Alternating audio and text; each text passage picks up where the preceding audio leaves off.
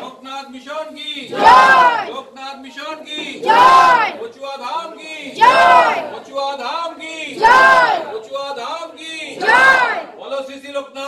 ब्रह्मचारी बाबा की बोलो श्री श्री लोकनाथ ब्रह्मचारी बाबा की बोलो श्री श्री लोकनाथ ब्रह्मचारी बाबा की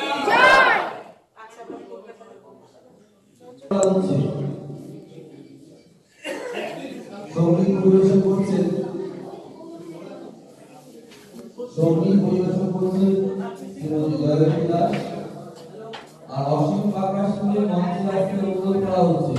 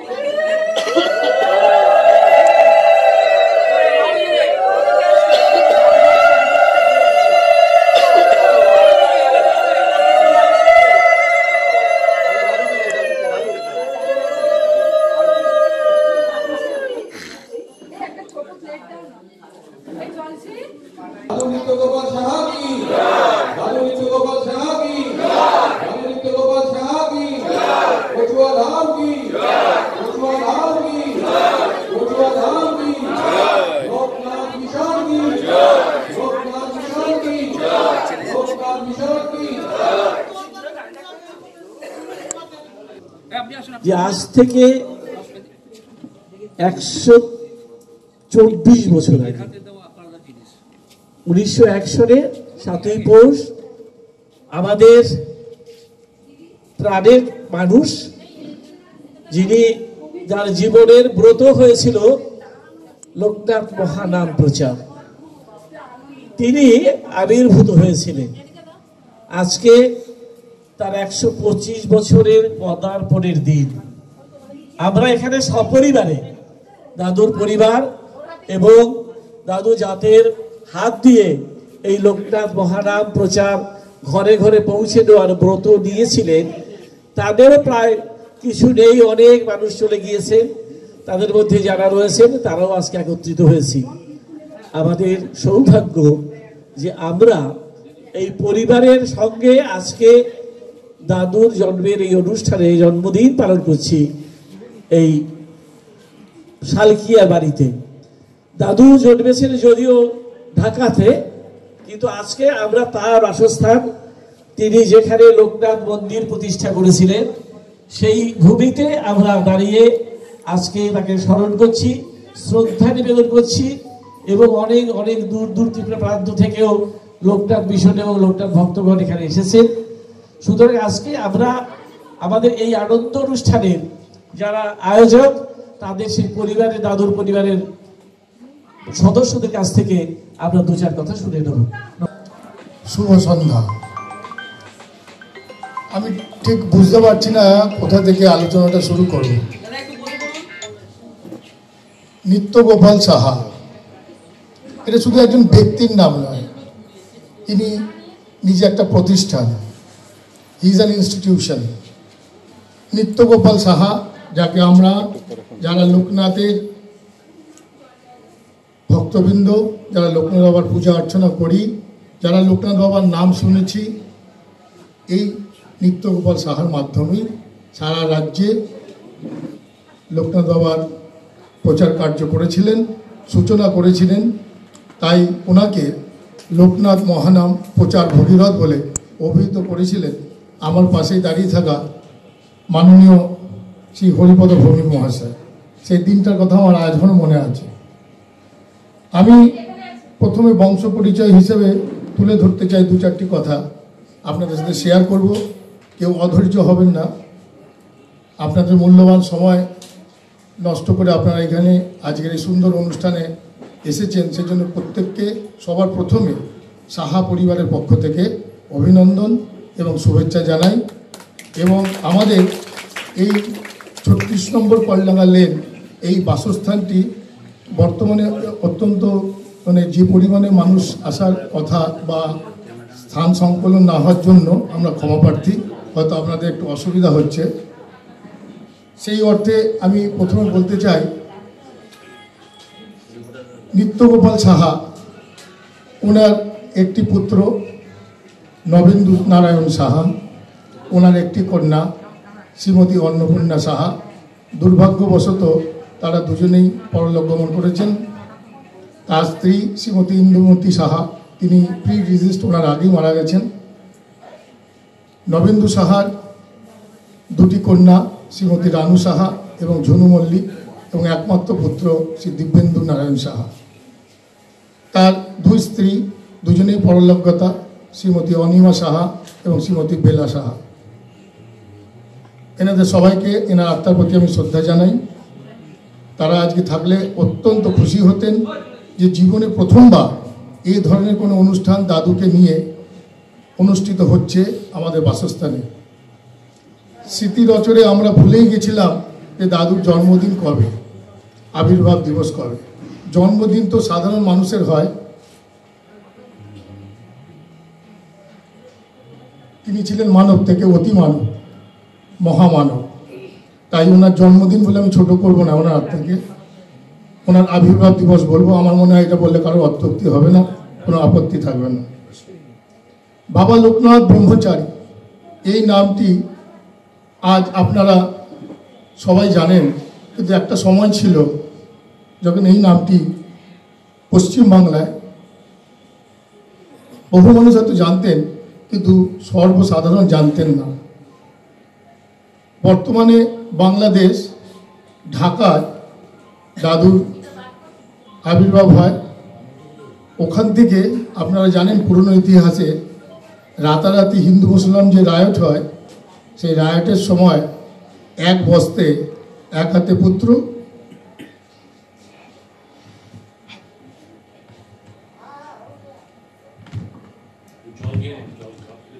অন্য হাতে কন্যা এবং স্ত্রীকে নিয়ে রাতারাতি ওই দেশ ছেড়ে এই দেশে পাড়ি দিয়েছিলেন। পকেটে খাবার মতো কোনো পয়সা ছিল না, রাস্তায় রাস্তায় ঘুরে বেড়াতেন।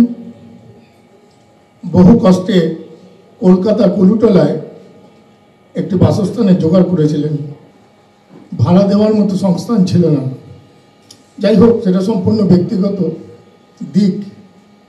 এইরকম চরম আর্থিক অবস্থার মধ্যে থেকে তিনি কোনো রকম আগে পেটের অন্ন সংস্থানের ব্রতী হয়েছিলেন, হাতে পুত্র কন্যা এবং স্ত্রীকে নিয়ে। এবং এর সঙ্গে উল্লেখযোগ্য, ওনার সঙ্গে ওনার আরও ভাইরা ছিলেন যারা অত্যন্ত শ্রদ্ধেয় এবং ওনার চলার পথে যারা সাহায্য করেছেন, আমি তাদেরও নাম উল্লেখ করছি। ওনার পরের ভাই স্বর্গীয় ব্রজগোপাল সাহা, তারপরের ভাই স্বর্গীয় ননীগোপাল সাহা, আরও দুজন ভাই ছিলেন যদুনাথ সাহা এবং সত্যগোপাল সাহা, যিনি এখন আমাদের মধ্যে আছেন। এটা আমাদের পরম সৌভাগ্য। এখনো পর্যন্ত দাদুর একমাত্র জীবিত ভাই সত্যগোপাল সাহা, যাকে আপনারা সবাই ছোট দাদু বলে জানেন, মনা দাদু বলে, তিনি এখনো বেলুড় মন্দিরটা দেখাশোনা করেন। এটা সম্পূর্ণ একটা ব্যক্তির ব্যক্তিগত জীবন নিয়ে আমি বললাম। আর আমি হচ্ছি ওই নিত্যগোপাল সাহার একমাত্র কন্যা অন্নপূর্ণা সাহার ছোট পুত্র। আমার দাদা গৌতম সাহা, আমার দুটো দিদি আছেন, একটা বাণী সাহা এবং মমতা চ্যাটার্জি। যাই হোক, দাদুর সম্বন্ধে ব্যক্তিগত দিক থেকে সরে এসে আমরা যদি যে প্রতিষ্ঠানের জন্য আজকে দাদু, যে দাদুর নামের জন্য আজকে সারা লোকনাথ, সেই সম্বন্ধে দু চারটে আমি আলোকপাত করার চেষ্টা করছি। লোকনাথ ব্রহ্মচারী এই নাম আজ যেমন প্রতিটি ঘরে ঘরে পূজিত হন, প্রত্যেকের কাছে একটি করে ছবি আছে, লকেট আছে, ফেস্টুন আছে, ফ্লেক্স আছে, সবাই আমরা জানি। কিন্তু একটা সময় ছিল, এটা খুব বাস্তব কঠিন, তখন লোকনাথ বাবা নাম পশ্চিমবাংলার বুকে কেউ জানতেন না এবং বহু লোক বলতে দ্বিধা নেই, লোকনাথ বাবা কার পুজো করছিস, লোকনাথ বাবা কটাক্ষ করতেন, এটা আবার কোন বাবা আবির্ভূত হলো। ঠিক এই ভাষাতে আমাদের দুঃখ হয়, কষ্ট হয়, কিন্তু এটাই বাস্তব ছিল। সেই জায়গা থেকে আজকে আমার বলার অপেক্ষা রাখে না। আপনারা সবাই জানেন যে বাবা লোকনাথ ব্রহ্মচারী, বাবা লোকনাথ ব্রহ্মচারী আজকে কি কোন পর্যায়ের মহামানব আপনারা সবাই জানেন। ওনার মহাপ্রাণী, রণে বনে জলে জঙ্গলে যেখানে বিপদে পড়িবে আমাকে স্মরণ করিও, আমি রক্ষা করিব।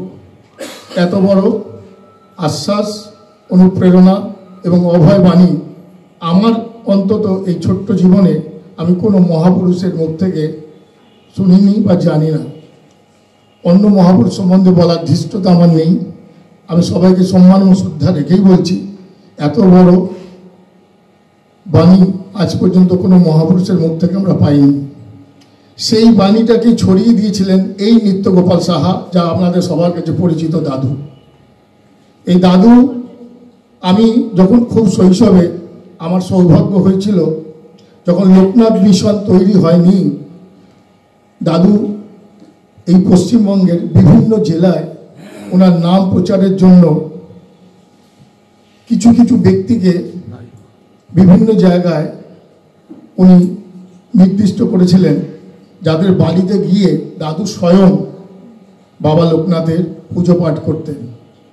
ধরুন হাওড়া জেলায় কি হুগলি জেলায় কি মুর্শিদাবাদ কি বাঁকুড়া কি উত্তর দিনাজপুর, যে কোনো জেলায় সেখানে একটা দুটো পুজো হতে হতেই তার আশেপাশে বাড়ির লোক তারাও শুরু করলো, তার পাশে তারপরেও শুরু করলো। এইভাবে ধীরে ধীরে ধীরে ধীরে আজ সেটা মহিরুহেতে পরিণত হয়েছে। এই ইতিহাসটা আপনাদের হয়তো অনেকে জানেন, অনেকে জানেন না। যারা জানেন না সেটা বলছি, তখন তাদের বাড়িতে গিয়ে ব্যক্তিগতভাবে এই পুজো অনুষ্ঠান উনি করতেন।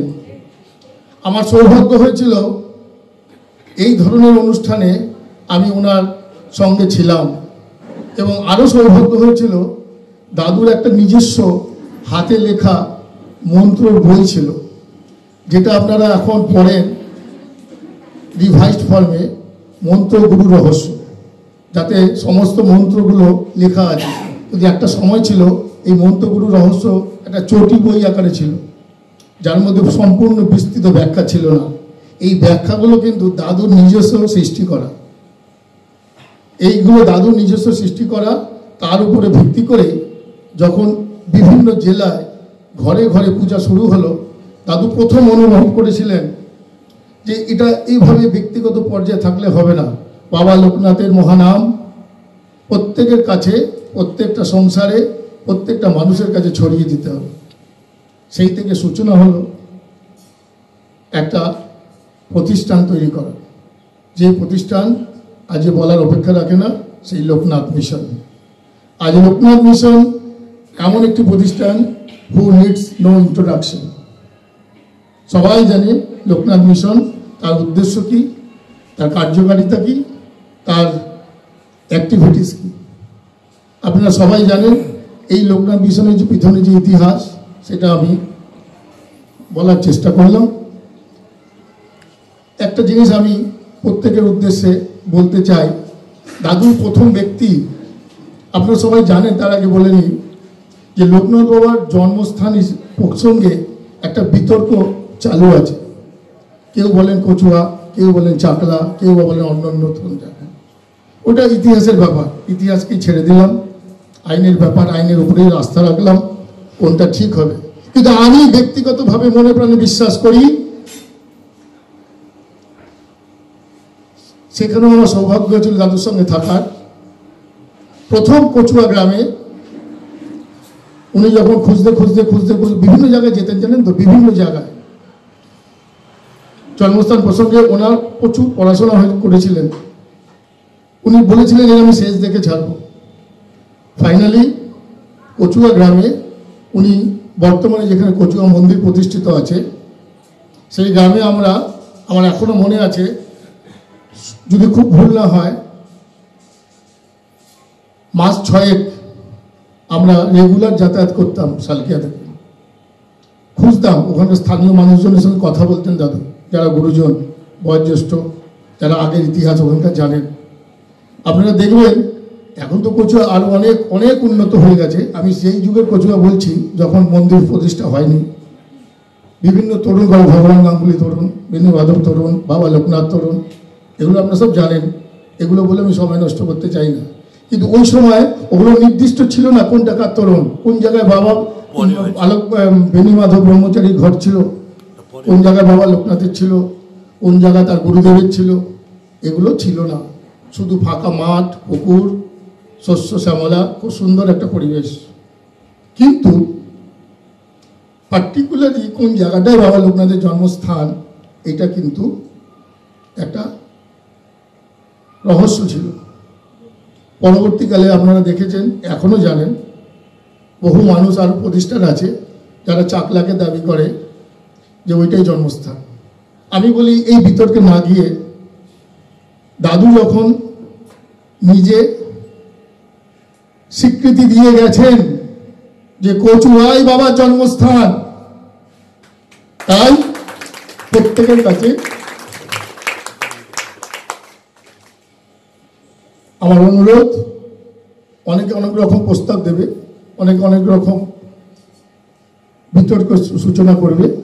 আমরা যেন দাদুর স্বীকৃতি দেওয়া ওই কচুয়া ধামকে বাবার জন্মস্থান হিসাবেই গণ্য করি এবং কখনো ওখান থেকে পদস্খলন না করি, তাহলে দাদুকে অপমান করা হয়। দাদু কোনো সাধারণ ব্যক্তি ছিলেন না। আমি ওনার পরিবারের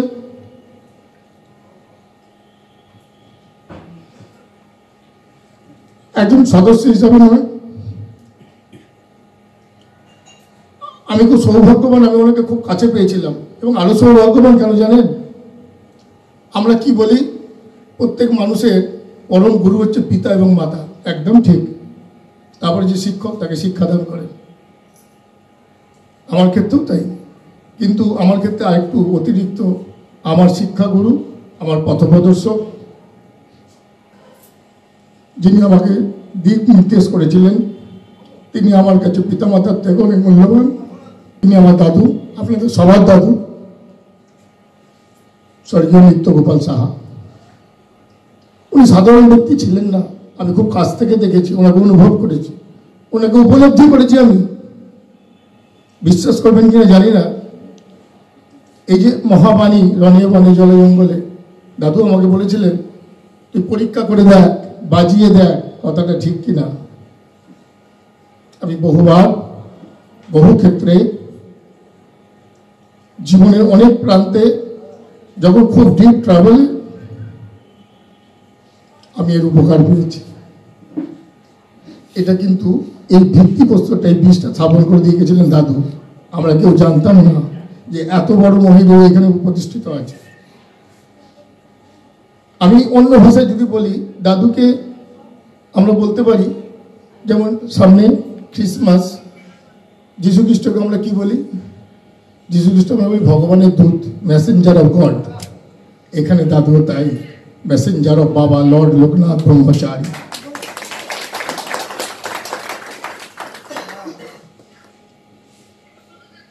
সম্পূর্ণ একটা পুজো পদ্ধতি বই নিজে সৃষ্টি করেছিলেন, নিজের জীবন গাথা দিয়ে উনি করেছিলেন জীবন্ত গীতা লোকনাথ।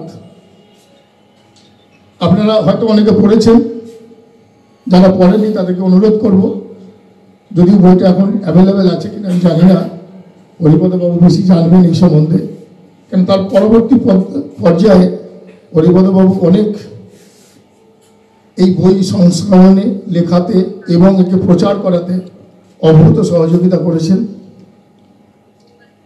উনি জানেন যে কথাগুলো আমি বলছি। পরবর্তীকালে দাদুর হাত দিয়ে নির্মিত হয়েছে বিভিন্ন মঠ এবং মন্দির এবং প্রতিষ্ঠান, যার মধ্যে সব থেকে উল্লেখযোগ্য হল জয়ন্ত গ্লাস প্রাইভেট লিমিটেডের তৈরি করা তেঘরিয়া বাবা লোকনাথ মন্দির। সারা ফেলে দিয়েছিল কলকাতার বুকে বাবা লোকনাথের উৎসব কিভাবে হয়, কিভাবে করতে হয়, কিভাবে তার পূজার পদ্ধতি। সেখান থেকে পথ চলা শুরু।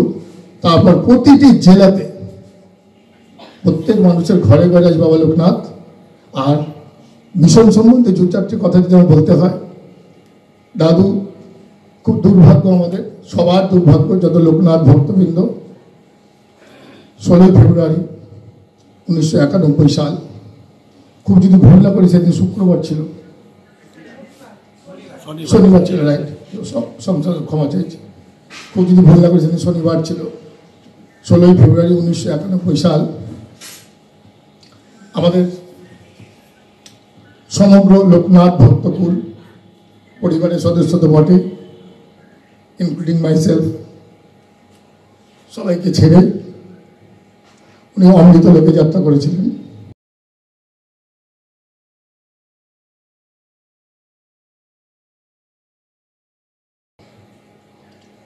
একটা গভীর শূন্যতার সৃষ্টি হয়েছিল, একটা গভীর শূন্যতা। দাদুর দেখানো পথ, দাদুর মত, দাদুর ধর্ম আলোচনা, দাদুর উদ্দেশ্য লোকনাথ মিশন তৈরি করার। পরবর্তীকালে এই মিশন এগিয়ে এসে তার কাণ্ডারি হয় এবং বলতে কোনো দ্বিধা নেই। আর দাদুর সেই মূল্যবোধ, সেই প্রচার ভগীরথের বাবা লোকনাথের সেই আজ লোকনাথ মিশন একা বহন করে চলেছে। সেই জন্য লোকনাথ মিশনকে পরিবারের পক্ষ থেকে আমি অসংখ্য ধন্যবাদ, অভিনন্দন জানাই এবং ওনাদের কাছে অনুরোধ, আমরা হয়তো তার পরিবারের সদস্য হিসাবে বেশি সময় দিতে পারি না, ওনাকে খুব কাছ থেকে দেখার সৌভাগ্য আমার হয়েছে। আরও বড় কথা হলো এই লোকনাথ বাবার প্রচার নিয়ে এবং পূজা নিয়ে, পূজা পদ্ধতি নিয়ে আমি ওনার হাতেই পূজার সমস্ত আচার আচরণ, মন্ত্র শিক্ষা সব ওনার কাছ থেকেই পেয়েছি। আচ্ছা, আরেকটা বিষয় যে বাবা লোকনাথের নাম কিন্তু শুধুমাত্র দেশে নয়, বিদেশে বিভিন্ন জায়গায় আজকে ছড়িয়ে গেছে, প্রচারিত। কিন্তু নিত্যগোপাল সাহার মানে যার জন্য এই নামটা প্রচারিত হলো এভাবে, তার নামটা কিন্তু সেরকম ভাবে লোকমুখে প্রচারিত না। অনেকেই লোকনাথ বাবার নামটা জানেন কিন্তু নিত্যগোপাল সাহার নামটা সেভাবে জানেন না। তো এই আপনারা যে আজকে উদ্যোগ গ্রহণ করলেন, তো কি বলবেন এই বিষয়ে? দেখুন, এই কথাটার সঙ্গে আমি সম্পূর্ণ একমত নই। লোকনাথ বাবা আর নিত্যগোপাল সাহা একটা সমার্থক শব্দ। একদম। আমি খুব শৈশব থেকে এবং জ্ঞান অবস্থা থেকে আমি দেখে এসেছি আমাদের এই বাসস্থানে শালকিয়া কলডাঙ্গা লেন, এখানে বহু মানুষ আসতেন যারা লোকনাথ বাবার সম্বন্ধে জানার জন্যই দাদুর কাছে আসতেন এবং প্রচণ্ড আপদে বিপদে তাদের পাশে দাঁড়াতেন এই দাদু, শুধুমাত্র সহায় স্বাবলম্বীদের জন্যই নয়, অনেক বিভিন্ন শ্রেণীর মানুষের পাশে, যেখানে শুধু ওনার একটাই আস্থা এবং ইয়ে ছিল যে তোমরা শুধু বাবার নাম স্মরণ করো। আর শুরু থেকেই উনি বাবার নাম প্রচার করে গেছেন। আজ যেটা আপনারা দেখছেন, শুধু পশ্চিমবাংলা নয়, দেশের বাইরে ইন্টারন্যাশনালও ক্ষেত্রেও এখানে কিন্তু যদি ইতিহাস ঘাটেন, এটা শুরু হবে কিন্তু নিত্যগোপাল সাহা থেকে। এবং ওনার শেষ যেটা পদক্ষেপ ছিল, উনি মিশন সৃষ্টি করেছিলেন, যেটা আজকে লোকনাথ মিশন নামে পরিচিত। কারণ একটা ব্যক্তির পক্ষে এককভাবে তো যখন জিনিসটা বড় আকারে হয়, সামলানো সম্ভব হয় না। তখন প্রথম ওনার মাথাতে এসেছিল এটা একটা প্রতিষ্ঠানের মাধ্যমে আরও বাবার নাম, বাবার বিভূতি, বাবার জীবন ছড়িয়ে দিতে হবে। সেই সৃষ্টি থেকেই, সেই ধারণা থেকে এসেছিল বাবা লোকনাথ মিশন। এই লোকনাথ মিশন কিন্তু আজ দাদুর অবর্তমানে, দাদুর সেই চিন্তাধারা, দাদুর সেই কাজ লোকনাথ মিশন চালিয়ে যাচ্ছে। আপনি ইন্দুমতি সাহাকে দেখেছেন? অবশ্যই। ইন্দুমতি সাহার মৃত্যুর পরে তার চিতা ধরে লোকনাথ বাবার ভক্তরা যে প্রতিজ্ঞা করেছিল লোকনাথ প্রতিষ্ঠা হবে, সেইটা প্রতিষ্ঠা আজকে লোকনাথ মিশন। অবশ্যই। এই ছোট্ট ইতিহাসটা যদি একটু আমাদের বলেন। আমি যতটুকু জানি বলছি, তখন আমি খুবই ছোট, আমার দিদিমা ইন্দুমতি সাহা মারা গেলেন যখন নিমতলা শ্মশান ঘাটে ওনার দাহ কার্য হচ্ছে। তখন দাদুর সঙ্গে যারা বাবা লোকনাথের প্রচার কার্য চালাতেন, তারা প্রত্যেকে ওই শ্মশান ঘাটে উপস্থিত ছিলেন। সেই শ্মশান ঘাটে দাদু একটা কথা বলেছিলেন, যেটা আজও আমার কানে বাজে, যে সাংসারিক ইন্দুমতি সাহা যেদিন দেহত্যাগ করেন, নিমতলা শ্মশান ঘাটে তার দাহ কার্য হচ্ছিল। সে সময় আমি উপস্থিত ছিলাম, বয়সও খুব ছোট, কিন্তু আজও একটা কথা আমার এখনও মনে আছে সুস্পষ্টভাবে। সেদিন ওই শ্মশান ঘাটে আমাদের পরিবারের সব সদস্যের সাথে, তখন দাদুর সঙ্গে যারা বাবা লোকনাথের প্রচার কার্য করতেন, বাবা লোকনাথের নাম বিভূতি ছড়াতেন, দাদুর সঙ্গে যারা সম্পৃক্ত ছিলেন, তারা সবাই উপস্থিত ছিলেন। এবং ওই চিতার সামনে দাদু একটি কথা বলেছিলেন যে আজ থেকে আমি পারিবারিক বন্ধন থেকে মুক্তি হলাম। আমি এদের সবার সামনে শপথ করে বলছি, এখন আমার ধ্যান জ্ঞান পরবর্তী জীবনের একটাই থাকবে, বাবা লোকনাথের প্রসার করা, সব জায়গায় ছড়িয়ে দেওয়া। এবং সেইখানেই, ওইখান থেকে উনি এই ধারণা করেছিলেন যে এটা একটা প্রতিষ্ঠানের মাধ্যমে করতে হবে, যার বর্তমান নাম লোকনাথ মিশন। আচ্ছা, ওনার যে আপনার যে সারা বছর ব্যাপী ওনার যে জন্মদিন বা আবির্ভাব দিবস যে পালন করবেন, এর মধ্যে কি কি আপনারা কর্মসূচি রেখেছেন বা কি কি ভাবে করবেন, সেটা কোনো নির্দেশ করেছেন? দেখুন, আমি এই ব্যাপারটা যতটুকু জানি, এই আগামী এক বছর ব্যাপী দাদুর 125তম আবির্ভাব দিবসকে কেন্দ্র করে যে কর্মসূচি নেওয়া হয়েছে, তার সিংহভাগটাই লোকনাথ মিশন দ্বারা পরিচালিত হবে। তা আমি মনে করি এটা লোকনাথ মিশনের সম্পাদক মাননীয় শ্রী তুষার বাবু, উনি এটা আমার থেকে ভালো বলতে পারবেন। আচ্ছা, আরেকটা প্রশ্ন আপনাকে করি, যে ওনার যে বিভিন্ন যে স্মৃতিচিহ্ন, সেই স্মৃতিচিহ্ন কি সংরক্ষণের জন্য আপনারা কোনো উদ্যোগী হয়েছেন? কারণ এটা কিন্তু পরবর্তী ক্ষেত্রে একটা গবেষণার একটা বড় বিষয়বস্তু। সেখানে কি তার বিভিন্ন যে ব্যবহৃত জিনিসপত্র বা যাই কিছু নিয়ে পড়েছো আমি তুষারবাবুটা দেখুন, দাদুর ব্যবহৃত, এখানে যে বাড়িতে বাবা লোকনাথের মূর্তি প্রতিষ্ঠা করেছিলেন, সেই পুরনো বাড়ি ভেঙে রিমডেলিং করে এখন নতুন বাড়ি এবং নতুন মন্দির হয়ে গেছে। তাই পুরনো মন্দিরটাকে এখন তো আর দেখানোর মতো অবস্থা নেই। মূর্তি একই আছে, এবং সেই মূর্তি সারা ভারতবর্ষে একটি মূর্তি, যার কোনো দ্বিতীয় মূর্তি নেই। সেটা করেছিলেন খুব বিশিষ্ট শিল্পী সুধীর কুমার পাল। তিনিও দুর্ভাগ্যজনকভাবে উনিও এখন আর আমাদের মধ্যে নেই। এছাড়া দাদুর ব্যবহৃত পোশাক পরিচ্ছদ কিছু আছে, তার ব্যবহৃত বই, তার পেন, তার অন্যান্য জিনিস কিছু আছে এখনও। সবথেকে বড় কথা হলো দাদু এখন একটি ব্যক্তি নয়, প্রতিষ্ঠান। তাই ওনার উপস্থিতিটা প্রতিটা লোকনাথ ভক্তবৃন্দের মধ্যে ছড়িয়ে গেছে। আমি এতটা আশাবাদী এবং কনফিডেন্ট যে আমরা শুধু পরিবারের লোক হিসাবে নয়, আমাদের থেকেও আজ বেশি উনি সাধারণ মানুষের মধ্যে বিচরণ করছেন, তাদের বিশ্বাস, তাদের আস্থা, তাদের ভরসাতে। তাই আলাদা করে আমি ব্যক্তিগতভাবে মনে করি না যে অন্য কিছু সংরক্ষণের প্রয়োজন আছে। কেন কি শুধু লোকনাথ মিশন নয়, বহু জায়গায়, বহু মিশনের তো এতগুলো সংগঠন, এত মন্দির, এবং সর্বত্র যেখানে যেখানে আছে সর্বত্রই দাদুর হয় প্রতিষ্ঠাতা বা লোকনাথ মহানাম প্রচার ভগীরথ এই বাণী ওখানে রয়েছে। তো এটা ইটসেলফ উনি ওনার নিজের প্রচারিত হয়ে আছেন, নিজের প্রচারে আলোকিত হয়ে আছেন।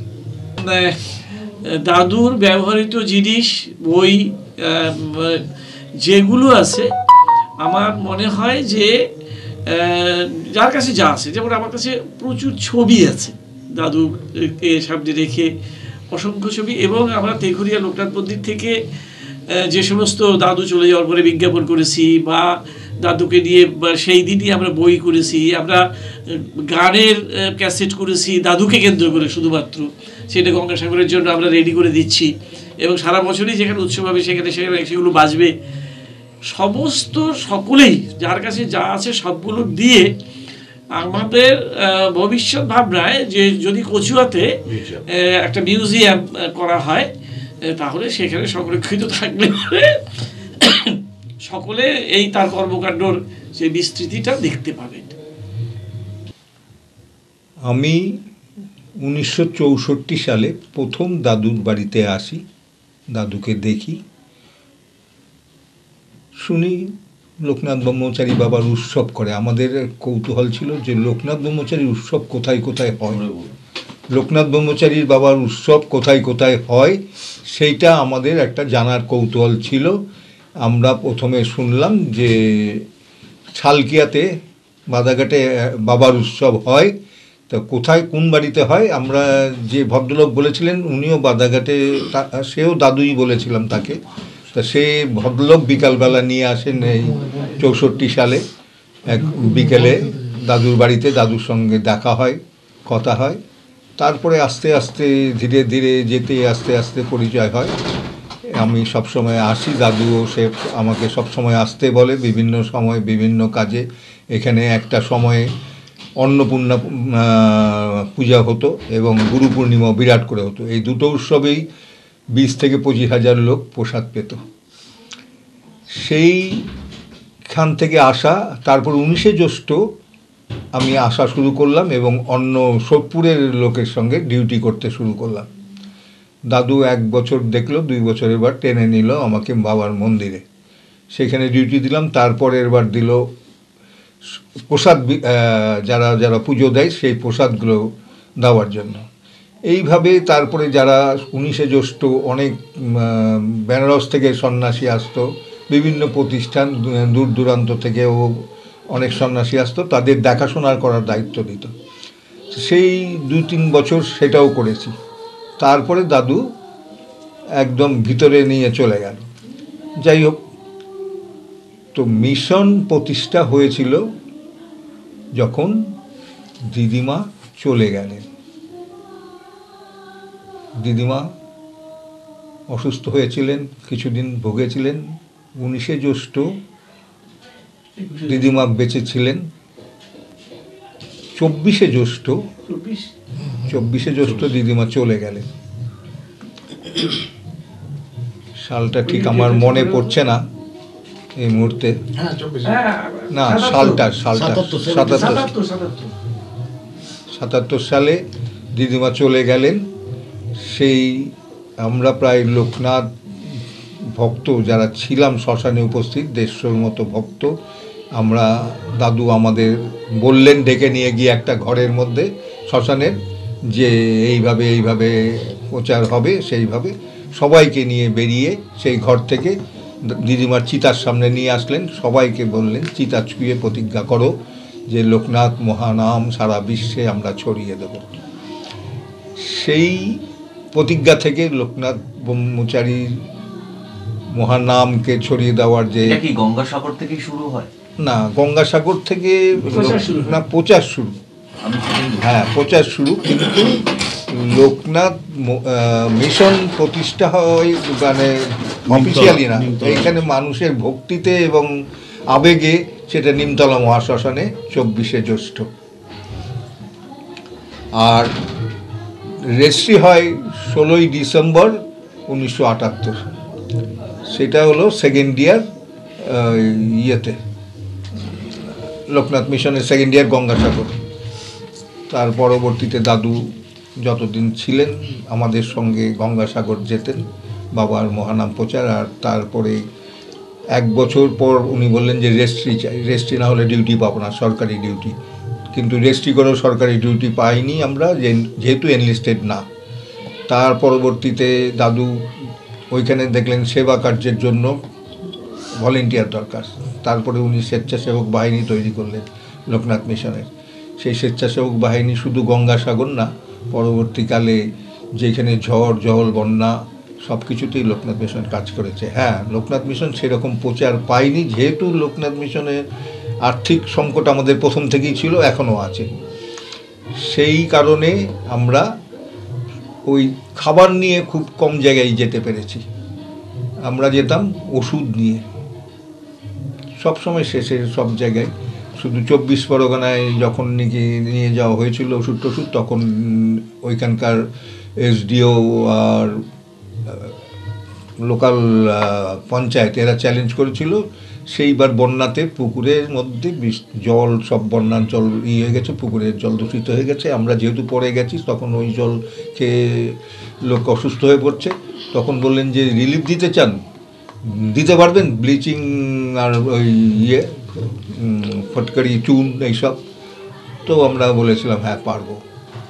তারপরে কলকাতায় এসে দাদুকে বলা মাত্র দাদু ফোনে ফোনে সবার সঙ্গে যোগাযোগ করে 1 লরি ব্লিচিং চুন এইসব পাঠানো হলো।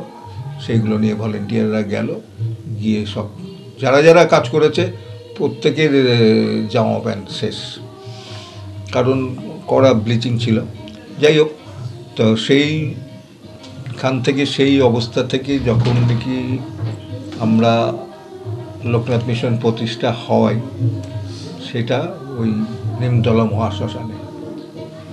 নিমতলা মহাশ্মশান আমাদের একটা আবেগের জায়গা। তার দিদিমার চিতা শুয়ে। দাদু গুপ্ত যোগী, গৃহী সাধক, লোকনাথ মহানামের প্রচার ভগীরথ।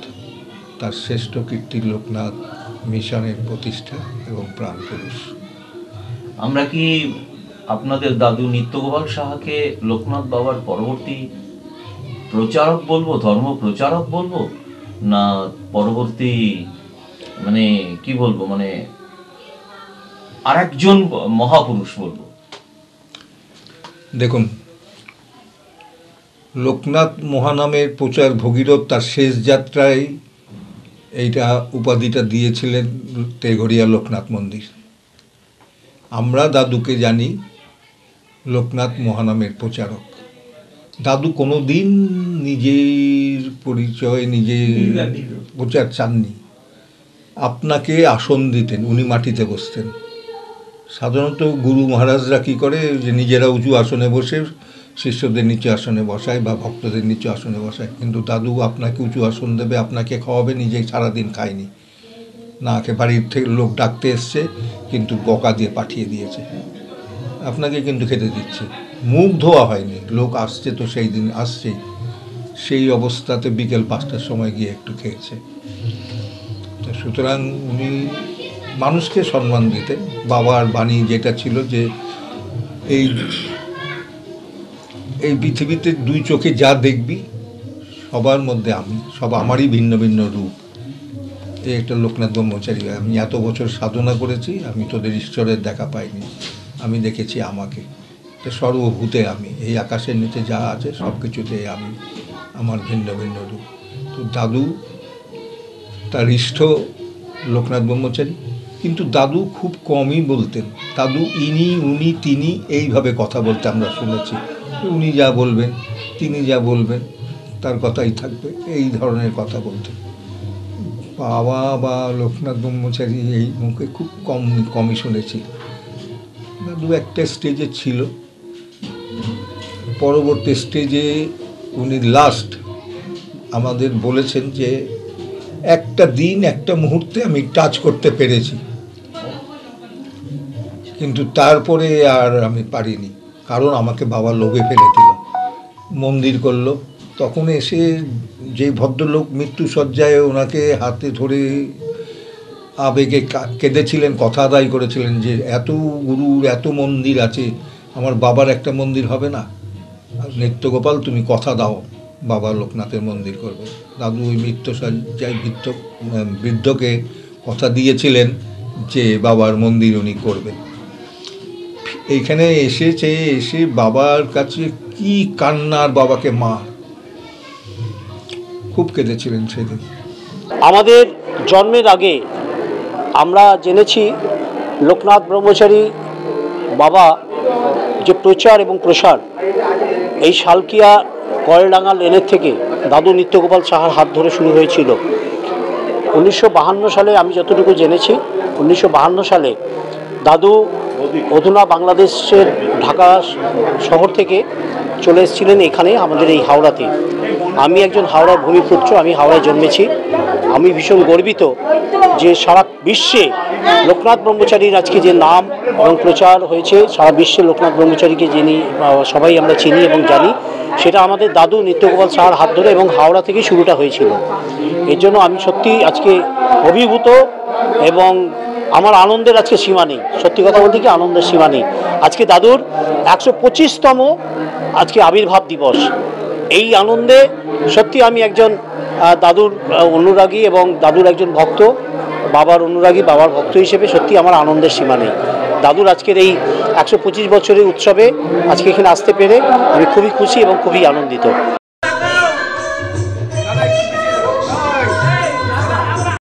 সবাই এদিকে তাকান একটুখানি, সব চলে এসছে।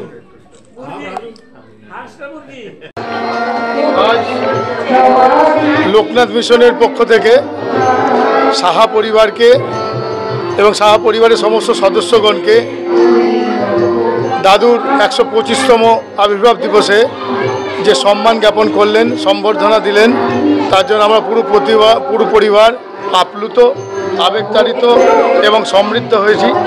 তাই পরিবারের পক্ষ থেকে লোকনাথ মিশনকে আমরা আমাদের তরফ থেকে ধন্যবাদ জ্ঞাপন করছি। জয় বাবা লোকনাথ, ভালো থাকবেন, সুস্থ থাকবেন।